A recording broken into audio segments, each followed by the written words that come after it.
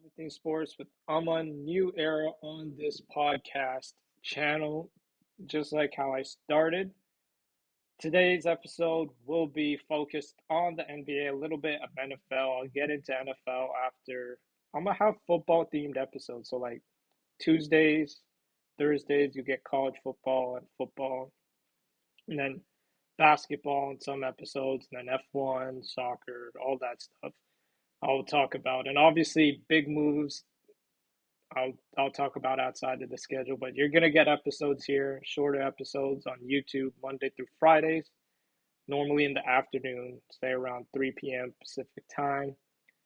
And then you'll get the longer episodes if you guys are into that over on my Spotify and Apple account each weekend, Saturdays and Sundays.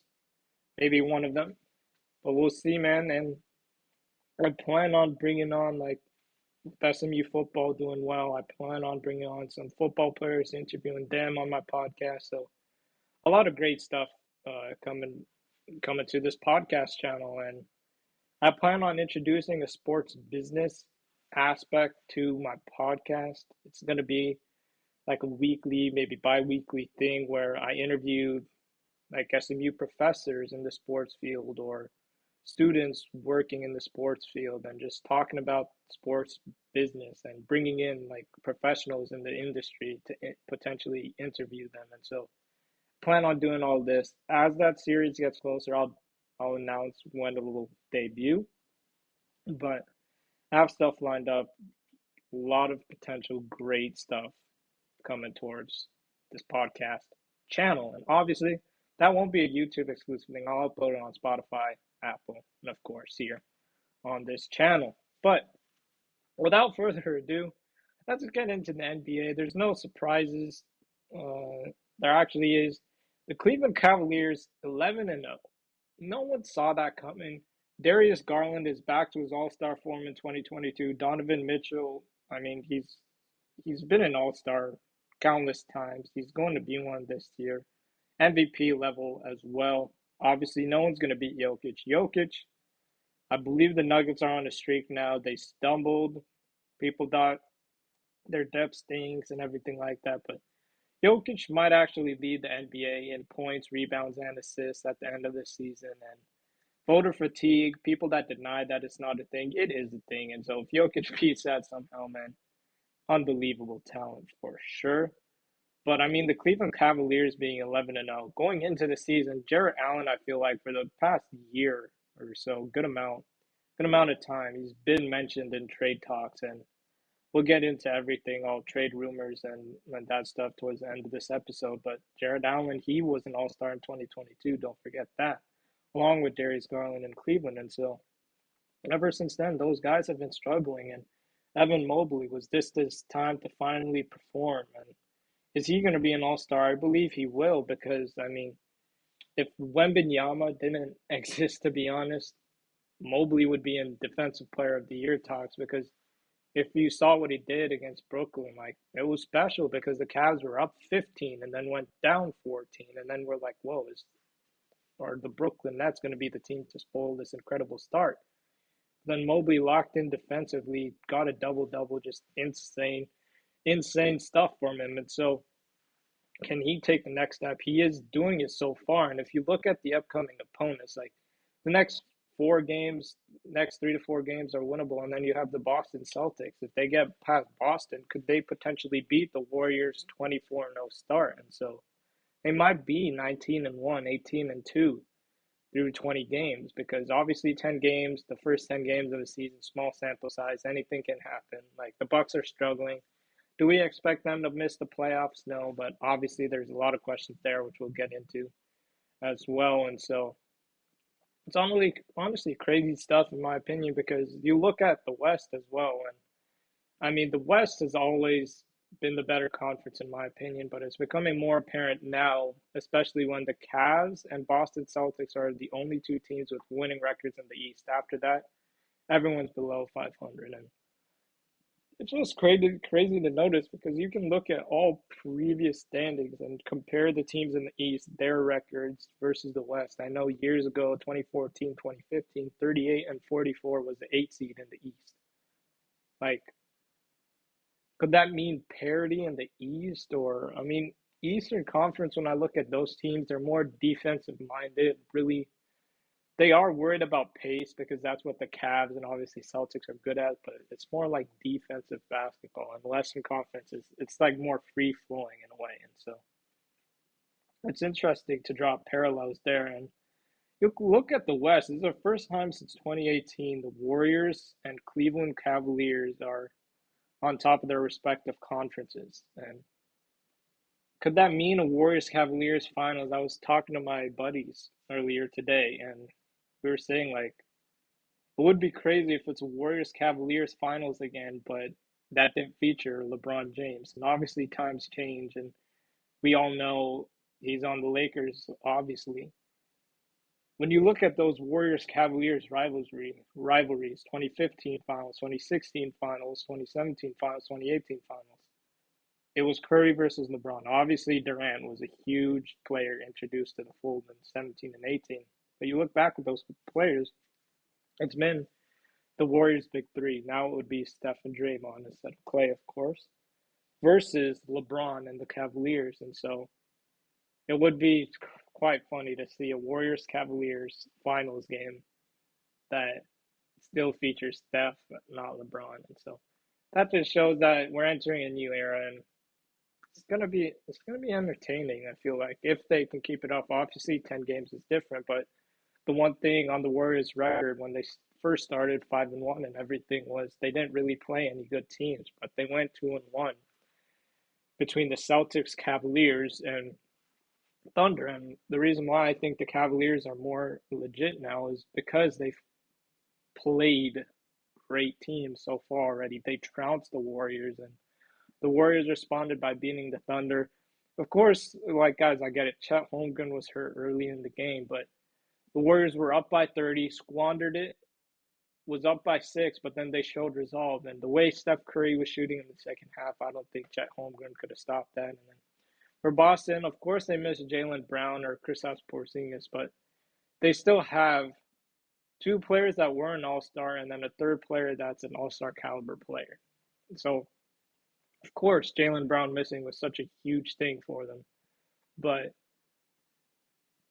did it did it affect them? For sure, but the game still would have been close because what you don't understand is when a player like Jaylen Brown's out there, might take away shots from Jason Tatum, who did well against the Warriors. And so just understanding that. And so the Warriors, man, it's a better team than 2022 in many ways because of their depth, because of adding Melton, who got 20 and 10. Buddy Hield is playing like he's the unanimous sixth man. Obviously, if the season ended today, Buddy Hield, there's no doubt that he wouldn't be sixth man of the year. And Draymond shooting 45% from threes. I feel like obviously only 30 something shot attempts, but that's certainly a stat that no one could have predicted, especially because he struggled shooting against Boston, but then picked it up in Oklahoma. And you see these Warriors teams, even against Houston, the game went to overtime despite the Warriors being up by 31. And so you see the Warriors choking, all or almost choking, multiple 30-point leads. It's a different team than the past couple of years where you're like, the Warriors wouldn't have finished it because of their depth, because of Buddy Hield, because of Pajemski being one of the NBA leaders in plus minus.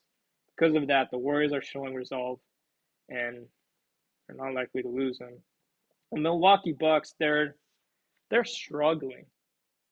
They're struggling, and I mean, when people predicted their predictions, of course they had Milwaukee finishing well, Philadelphia finishing well. Philadelphia, it's the same theme every year. Unfortunately, Tyrese Maxey had to go down, but it's injuries. Paul George got hurt already, and Embiid, there was a lot of controversy with what he said. I believe he shouldn't have said that because there's fans who want to see players play. But Embiid is back tomorrow as I'm recording this. He's back on Tuesday.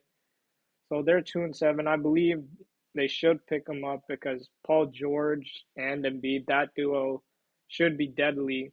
And then obviously when you put in Maxey to the fold, like if there's a 4 or 5 seed, like I don't care. Same for the Bucks. If they're healthy, in one of the lower seeds, none of the higher seeds would want to play them because like in the East right now.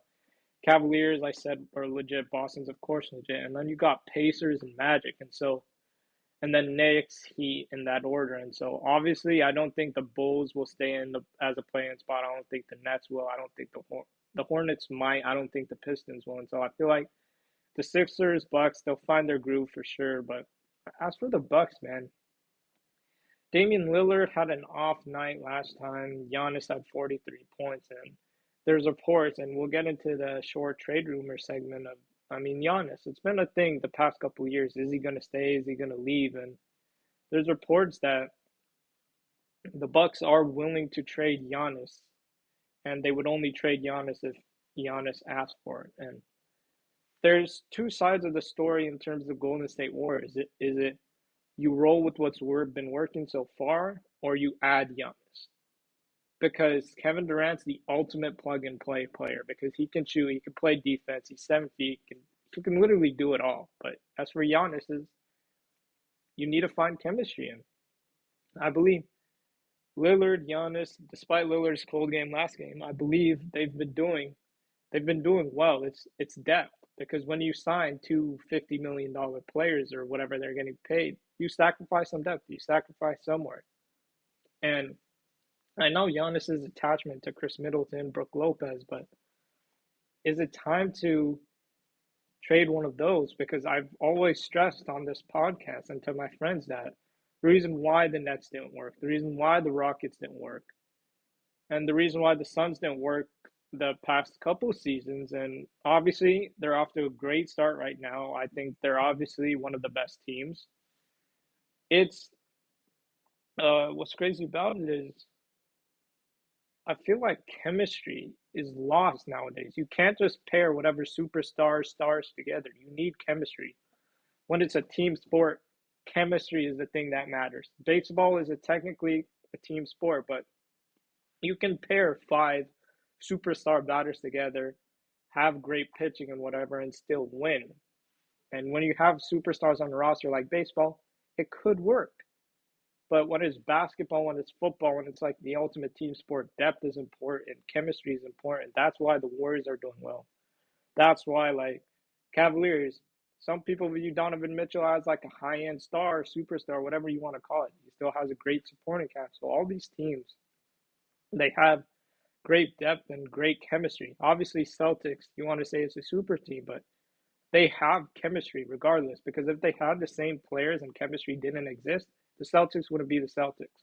The Bucks, they paired two superstars together, and there's just, even though they're doing well, I don't think there's chemistry within the team, and there's a lack of depth. And of course, the coaching matters because I don't know why Doc Rivers and Darvin Ham are still coaching, and they're on the same coaching staff. Like, at a certain point, what do you expect? I don't know why Adrian Griffin was fired. Nobody else will ever know, but Doc Rivers, yes, he won a championship with Boston, but you see guys like Rajon Rondo, Ray Allen, Paul Pierce, Kevin Garnett. These were stars, superstars, but they made it work. It's chemistry, and you can point at coaching, but at a certain point, man, it's chemistry between these players.